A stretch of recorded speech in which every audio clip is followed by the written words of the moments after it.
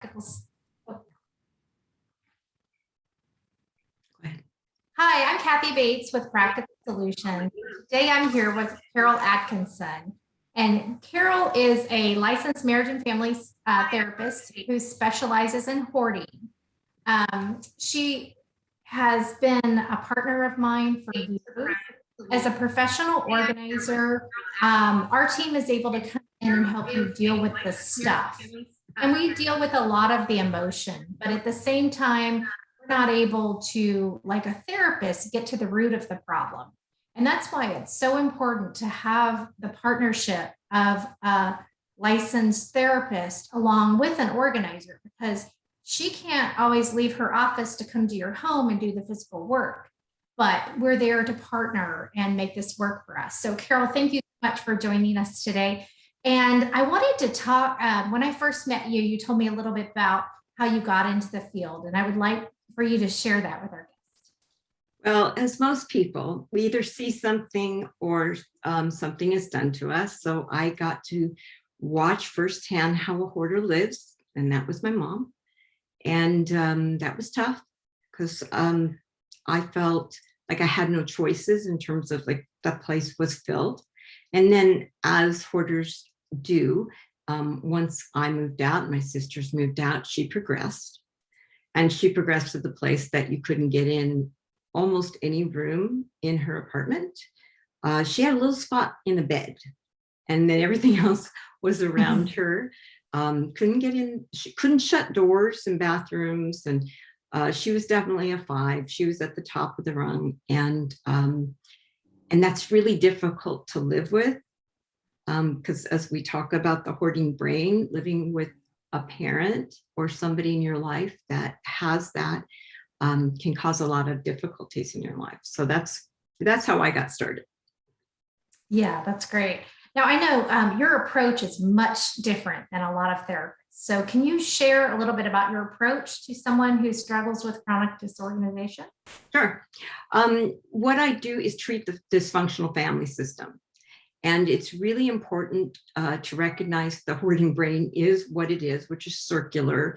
And so if you ask them a question, you often don't get an answer. And the reason being that they've gone through trauma that they probably don't even know. And it's complex trauma, so layers of that. So when they get a question asked to them, they're afraid they're going to give it a wrong answer. So they don't want to answer. So if they shift the conversation, so you don't kind of get anywhere with that. So I learned over the years when working with this population that I wanted to treat it like an addiction, even though it doesn't meet criteria. At the same time, it does. It is really important to bring the family in. So what I often do is have the family come in first, and then we talk about kind of like, you know, how we're going to approach this and how they may be a part of the problem. Like maybe the person brings something over their house and they accept it, and that person gets the idea that, well, they accepted it, so I can bring more. However that works, we help the family be on the same page in terms of the hoarder in their family. And also because there's genetic predisposition. So many people in the family have various levels of the hoarding, and they might just look at the other one as, well, yeah, but yours is worse. I hear that a lot. So I treat it as a family system. I still work with the hoarders, but we can only get so far if the family system is not on board. That's great. I love how you get the family involved, because it does affect.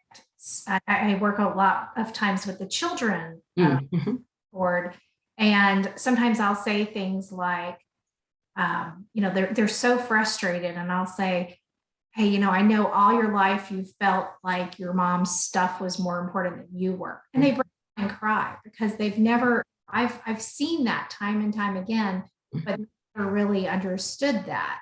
And for that parent to understand how it affects their kids, I think is so important. Yeah, that emotional connection with that stuff. Yeah, because if you ask a parent, is your stuff more important than your child, they would say no. their actions communicate that. And so I love that you're working with the whole family unit. It's awesome. Yeah, well, I mean, I've got a memory in my mind growing up with my mom that when it came to Christmas or birthdays, she would find something in her hoarding mess and she would wrap it up and give it to me for that event. And then as soon as I unwrapped it, she'd take it back and put it back where it was. Oh no, So that's funny. Yeah, and and you can look at it as funny, but I had to do a lot of healing. I mean, Yeah, I of course. spent 20 years with one therapist and other ones along the way, and I still continue my work. Now I do the deeper somatic work with my body. But it's important to notice that just because we're not doing that behavior doesn't mean that we don't have some of that criteria in ourselves. Oh yeah, of course. And for that person that has the behavior, I mean, they really don't mean to do it. It's not like they're just trying to be nasty and mean to everyone and treat everybody poorly, but that's what it comes out of. Cathy, what was your story, by the way? I just always loved organizing. Yeah. And I did not have any hoarders in my family, but I just loved organizing. I was the type of kid that came home after the end of a busy week and I wanted to go in my room and clean and organize. So I was a kind of weird child, so I just always loved to do that. And then when I had worked in, the corporate world and accounting and marketing, and when I wanted to stay at home with my kids, I wanted to do something part-time to allow me to work, and be at home with them. And so my husband said, why don't you organize people? And I'm like, well, that's something I've just always done for fun. In the church, I would organize every closet and tree, and then I would start organizing church members' homes who struggled with clutter. But it was always just something I did. So that was about 20 years ago. And then I started doing it professionally and realized what a need there was out there. I didn't want to on a Friday night be at home organizing their homes. So I don't want to call you on anything, but generally I see that the organization is a really great strategy to manage anxiety. So often, often and I had to be organized. Right. I wasn't, I didn't excel at school. I had to work 3 times as hard as everyone else. So I had to be organized. And I think control was a big thing. Married to my husband, who for 30 years has helped me cope with some of that OCD, as well as having kids and learning that, I can't get it all done. I either need to get it done good enough and have it done where I still have time to spend with them. That I had to find that happy medium in there and give up the OCD, because it can control you, as many even hoarders understand. So my husband and just having kids really helped me cope with all of that. Right. The anxiety of, I say, the what ifs of tomorrow. As long as we're not living in today, we have anxiety. So as much as possible, I help people to stay present, which is also an idea in regard to 12-step recovery. Always staying in the present and not living for tomorrow and the fears of tomorrow that we all have. Right. Yes. And I know so many of my clients will tell me their story and they sounded just like me. Yeah. Always perfect. It was always done. And then all of a sudden it blew up. And I think without having my husband there to guide me, I could have been that way. Yeah. You get to that point where you struggle with perfectionism and you say it either needs to be perfect or I'll do it later and I'll do it perfect later. And it just starts up. And that's what so many of the stories of my clients are. They just got behind. They needed to do it perfectly. They have this perfect plan that one day they're going to get it done. In the meantime, they're living in a hoarded mess. So, and can any of us be perfect? But, and we're not designed to be as human beings, but they live in that place. I mean, so many of my clients live in that place of not realizing that we're not supposed to be perfect. No. You're good enough the way you are. I spend more time with that statement and working on either brain spotting or having or some of my other trauma treatments so they can feel just good enough, just the way they are. Yeah, I love, you've told me about some of those therapies. Did you want to share a bit more about those? Well, they are somatic treatments. So Huh? basically, we have a prefrontal cortex, that's our thinking brain, and then we've got the subcortical brain, and that is the deeper emotional stuff. And with that, when we have trauma, it goes to our body as well as to our thinking brain as well. It's going to our amygdala, that part of our brain that tries to hijack us when they're feeling scared. So with these treatments, I continue to get trained on the latest modalities, because it's important to understand how to release that from the body. There's no words to that. Like, you could have had pre-verbal trauma. That means that, you were a little baby, couldn't speak, so you can't even express that. And then, we could get to that through these other methods that are cutting edge. There was EMDR that I was trained in, and now I'm trained in brain spotting and havening. And I'm sure I will continue on this road of creating kind of my own way of helping people to be healed and disconnected from that fear that they're living in.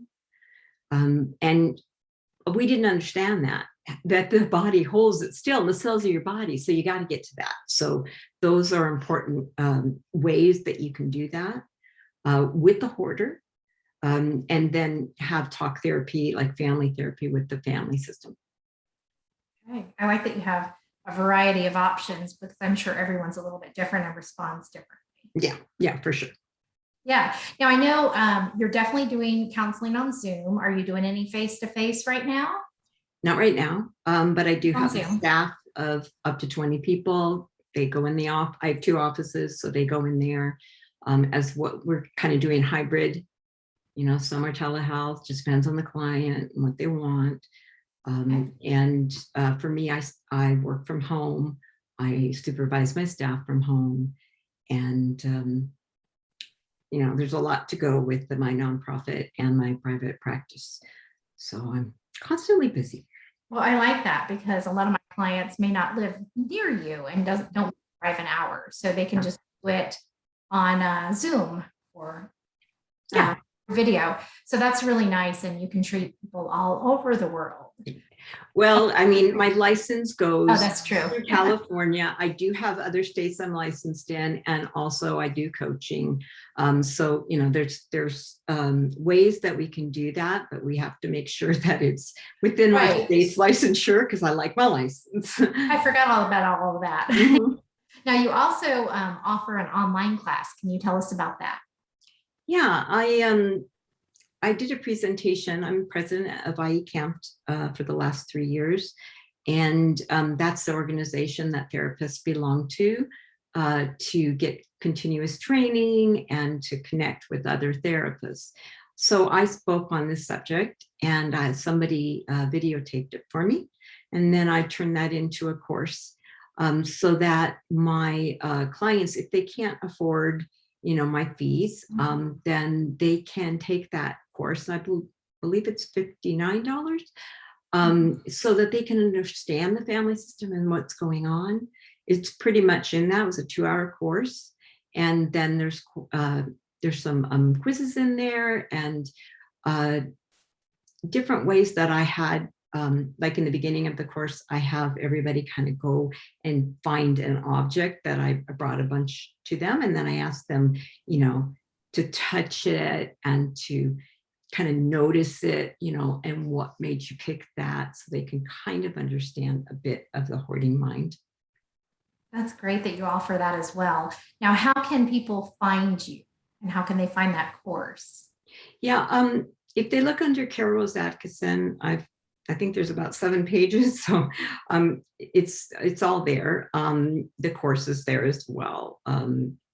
All my companies and all my different the different things I'm involved with, because with addiction, I'm involved with a lot of areas. So they can find all that information online. Okay, and I know you have an active Facebook page as well. I do. It's public, which is unusual.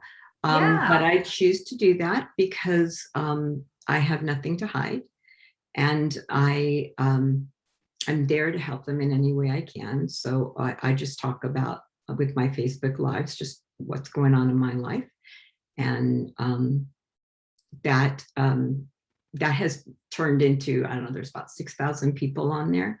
And, LinkedIn has got, I don't know, 23,000. You know how that goes. I mean, it's like really not much in comparison to some of these people out there. But it's a lot to me. Yeah. Yeah, that's great that you're able to do that and reach so many people. So y'all make sure you follow her and check out some of that content. I know you have a YouTube page as well. So lots of free help out there. Yeah. But also, she's a great resource for investing in counseling or the program. So if you need to reach us, our website is psorganizing.com. organizing.com for practical solutions. And you can also get to our Facebook page, our YouTube. We have other videos. We thank you so much for joining us today. Is there anything else you wanted to share before we leave? No, but I'm going to, well, yes, hold on a second. I'm going to give my last comments and go ahead and stop the recording. And I'll let you know when that happens. But with that said, I'm so glad we talked. I'm really glad because you guys, there's so many different aspects to a hoarder. So them understanding, that cleaning up their house they're not going to die, but to some degree they feel that. And, I actually hired her company at one point when I was coming through an illness to organize my house for me. And they did a remarkable job. My garage is still got that same clean area, even though my kids have brought other stuff in because they came home, because of COVID, but still it's, it's organized, and that does take the anxiety away for sure, so that I can focus on what I need to. But with that said, guys, this is a difficult subject, and it's something worth talking about, and you can talk about it commenting on the videos. We're going to put both of our information on the videos as well. And I look forward to that happening. So really nice talking to you, Cathy. And you too, Carol. I will talk to you soon. Okay.